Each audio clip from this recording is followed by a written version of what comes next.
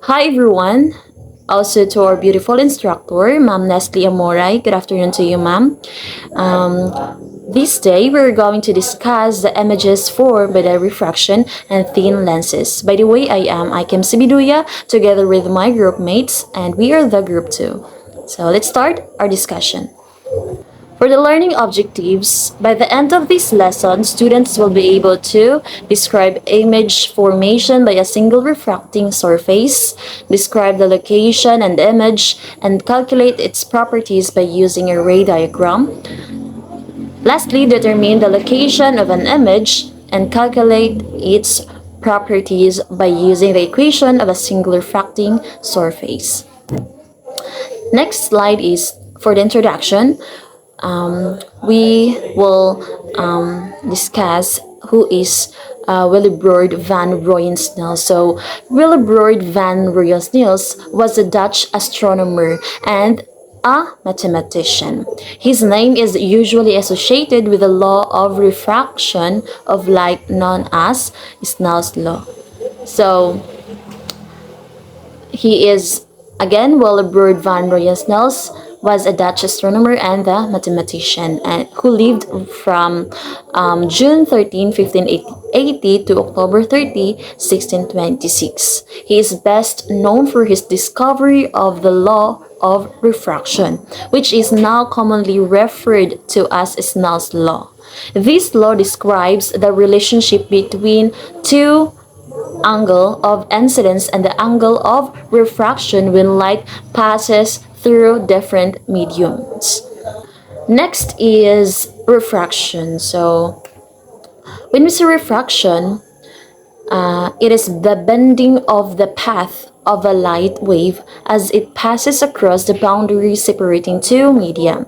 And another term of refraction, it is caused by the change in speed experienced by a wave when it changes medium. So refraction is the bending light as it passes from one medium to another. So when light travels through different substances such as air, water, or glass, it changes its speed and the direction. This change in direction is what we call the refraction.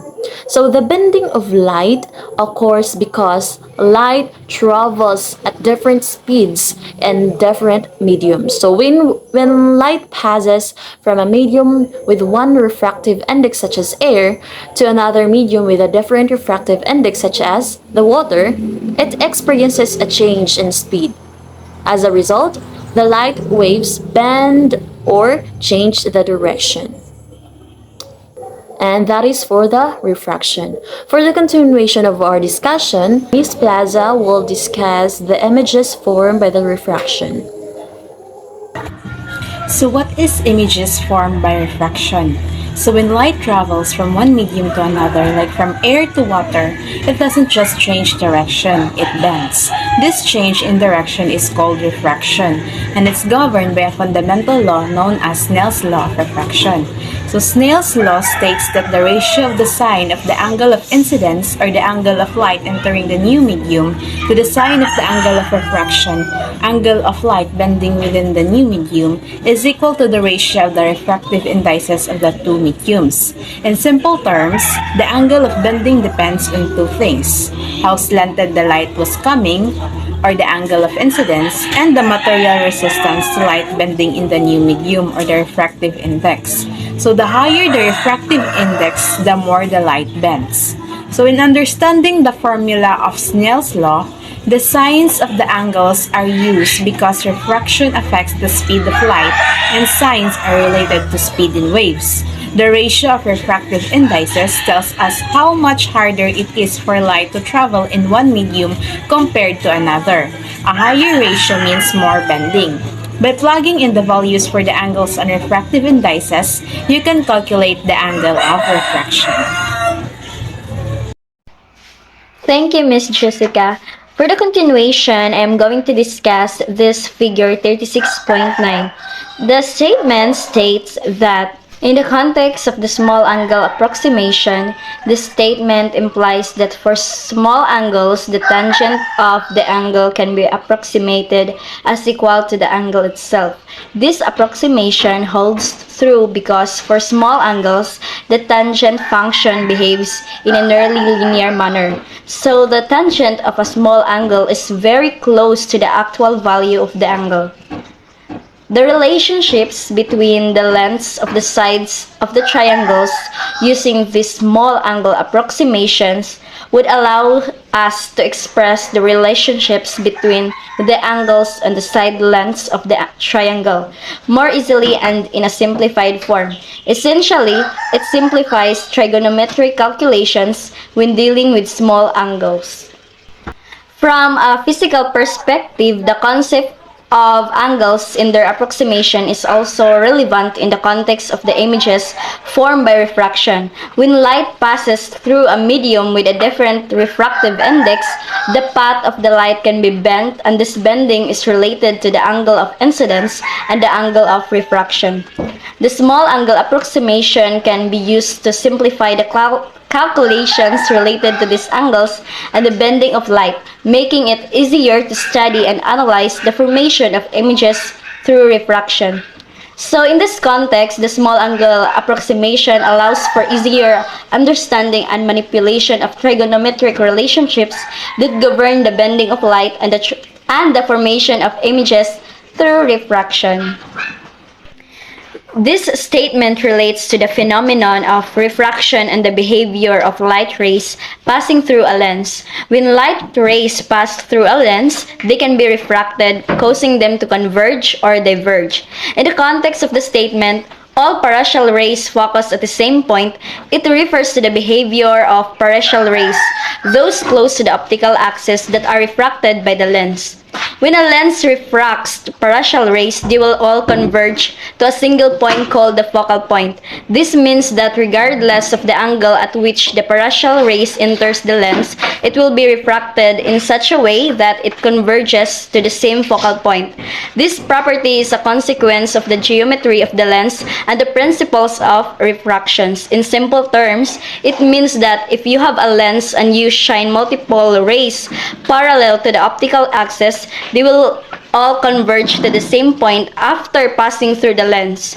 This behavior is crucial for optics and is utilized in the design of lenses and optical systems. Refraction occurs when light passes through a medium and changes speed, causing the light to bend. An image formed by refraction can appear distorted or shifted from its original position. Some common examples of images formed by refraction include the apparent bending of a straw in a glass of water, the Meyerich effect on a hot road, or the rainbow form when light is refracted and dispersed by water droplets in the atmosphere. Flat refracting surfaces refers to the surfaces that are planar and have the ability to refract light. Refraction occurs when light passes through a medium with a different refractive index, causing the light rays to bend. In this equation, N1 is the refractive index of the medium from which the light is coming from incident medium. The N2 is the refractive index of the medium into which the light is entering, or the transmitted medium.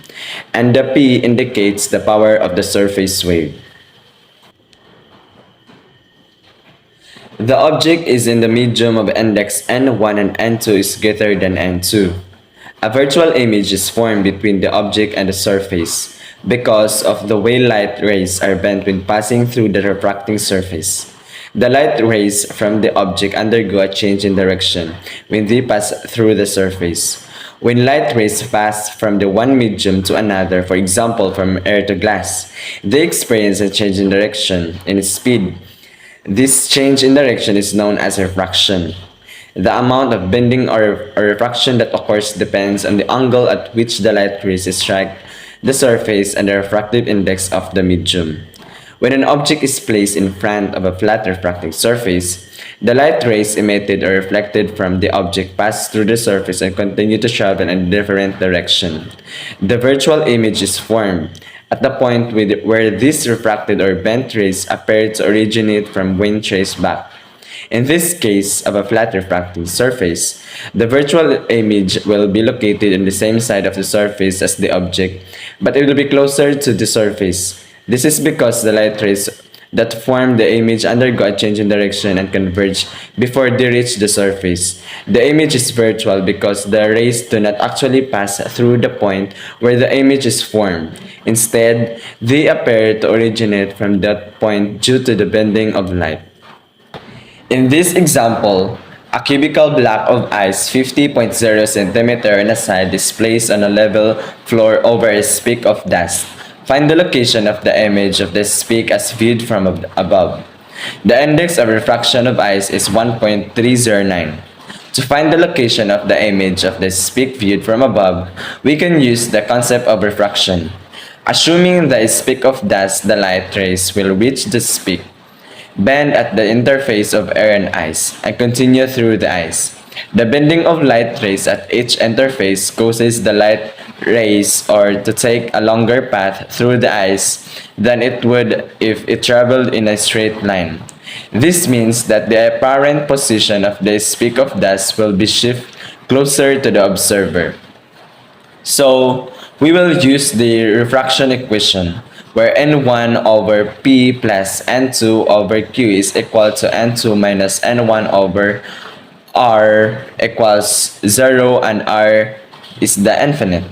And then we are going to distribute the terms. Q equals negative n2 over n1 and p equals negative 1 over 1.309 times 50.0 centimeter is equal to negative 38.2 centimeter. So the location of the image of the speck is negative 38.2 centimeter. Therefore, the conclusion is that the image of this speck as viewed from above will appear to be shifted by negative 38.2 centimeter in any direction from the center of the cubical block of ice. I am Aldrin M. Templanza, your discussant for the topic thin lenses. So first, what is thin lenses? Now, thin lenses is described as a transparent object with two refracting surfaces whose central axes coincide. The common central axis is the central axis of the lens.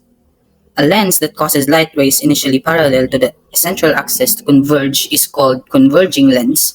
If instead it causes such rays to diverge, the lens is a diverging lens. So here is an example of diverging lens and converging lens. This is diverging lens. So as you can see here in the center, that line in the center is called the central axis. Now, here in the diverging lens, the light rays goes through the lens and bends upwards. See, because the rays it diverge the rays. That's why it's called diverging lens. So this lens, diverging lens, is also called a concave lens, and converging lens is called convex lens. Now, the convex lens is called converging lens is because the light rays, for example, here the light rays goes through the lens and then it passes through this focal point right here. Same with the other rays, passes through the focal lines here. So the rays converge at the center focal point. On the other hand, diverging rays diverges the rays, but the rays inside at the center is stays straight because it doesn't diverge. Now the reason for that is because we have three rules for that, and that is here. Example here, three rules. Parallel goes through focus. So parallel line goes through focus. It goes through the lens and then it goes through it bends, the light rays bends and then goes through the focus here. So that is our ray number one. Now, number two is rule two is ray through focus goes parallel. So here is the object and then the light rays goes through the focus. So goes through focus and then when it passes through the lens, it becomes parallel. And then the this ray right here and this ray right here converges right here because this lens is a converging lens. So that is where our image is. And then 3 is ray the goes through the center, do not bend. So the ray that goes through the center, do not bend. This means that if we have a ray right here and it goes, for example, and it goes through the center, nah, it's not straight. It goes through the center, it doesn't bend. The rays doesn't bend when it passes through the center, so it stays a straight line. Same with right here. The rays right here goes through the center, but it still stays straight. Unlike the sides, the ray goes through here and then parallel goes through the lens and then it converges right here. Here, it's parallel and then goes through the lens and then it converge right here to the focus. Right here in the diverging lens, the center, as you can see in the rule 3, ray through center do not bend. So the ray in the center do not bend. It stays straight. Right here, parallel ray goes through focus. That is applicable to converging lens. But in the diverging lens, it diverges the lens. So parallel goes through the lens and then it diverges. Parallel goes through the lens and it diverges. Now here, at the center line, ray goes through the center, do not bend. Parallel goes through the lens, it diverges. Parallel goes through the lens, it diverges.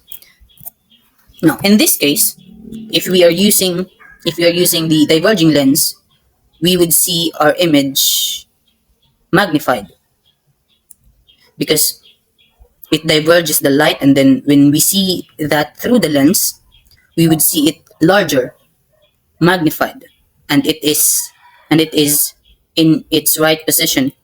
For the converging lens, however, when there is an object here and we are seeing the object here through the lens, what we would see is an inverted object. And the object would be demagnified. That means it's smaller than the real object. And it is also inverted. So that's how you see things through a lens.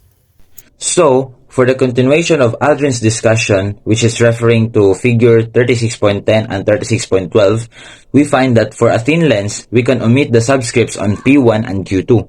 We can write equation referring to 36.13 in the form. So, for the explanation for this, this is about when we talk about the focal length of the thin lens, it is important to note that this explanation applies specifically to paraxial rays, which are rays that are close to the optical axis. And when the thickness of the lens is much smaller than the radii of the curvature of the lens surfaces, which is referring to R1 and the R2. So, the focal length marked as F of a thin lens is a distance at which the image is formed when the object is at an infinite distance from the lens, similar to what happens to mirrors. This means that when the object is positioned by far away from the lens, the image's distance is equal to the focal length. In an equation referred to the 36.14 as previous, as we left the object distance denoted as P, get closer and closer to infinity, and image distance denoted as Q, approach the focal length. It helps us understand the behavior of the lens when the object is very far away from it. So in summary, the focal length of a thin lens for paraxial rays when the lens is much thinner than the radii of curvature of its surfaces is the distance at which an image is formed when the object is positioned at an infinite distance from the lens. Similar to what occurs with the mirrors, this behavior can be described using specific equations as the object distance approaches infinity and this image distance approaches the focal length. This relationship is called the lens maker's equation. because it can be used to determine the values of radii 1 and radii 2 that are needed for a given index of refraction and a desired focal length f and vice versa. So when we talk about lens maker's equation, so it is equation and a formula used to determine the shape of a lens required to focus light to a desired point. It relates the radii of a curvature of the two surfaces of the lens, which is the R1 and the R2. The refractive index of the lens material, denoted as N, and the focal length of the lens, which is F. So, determining R1 and R2. So, this is the equation can be used to determine the values of R1 and R2 needed for a given index of refraction and the desired focal length. This means that if you know the refractive index of the lens material and the desired focal length, you can use the lens maker's equation to calculate the radii of curvature required for the lens success. So, another type of measure to execute lens maker's equation is the using the equation with different surrounding media. If the lens is immersed in a medium other than air, such as liquid, the same lens maker's equation can be used. In this case, the refractive index N is interpreted as the ratio of the index of refraction of the lens material to that of the surrounding liquid or fluid. This adaptation allows the equation to be used for lenses in various environments, not just in air. So, to conclude, what is lens maker's equation? The lens maker's equation is a versatile tool for designing lenses and understanding their behavior in different mediums. It is a crucial concept in optics and lens design, enabling the calculation of necessary parameters for a lens to achieve a specific focal length and a performance in various conditions. So, try to look at the picture presented, the formula of the lens maker's equation. So the next slide, this explains this. Because light can travel in either direction through a lens. So each lens has two focal points, one for light rays passing through in one direction and one for rays passing through in the other direction.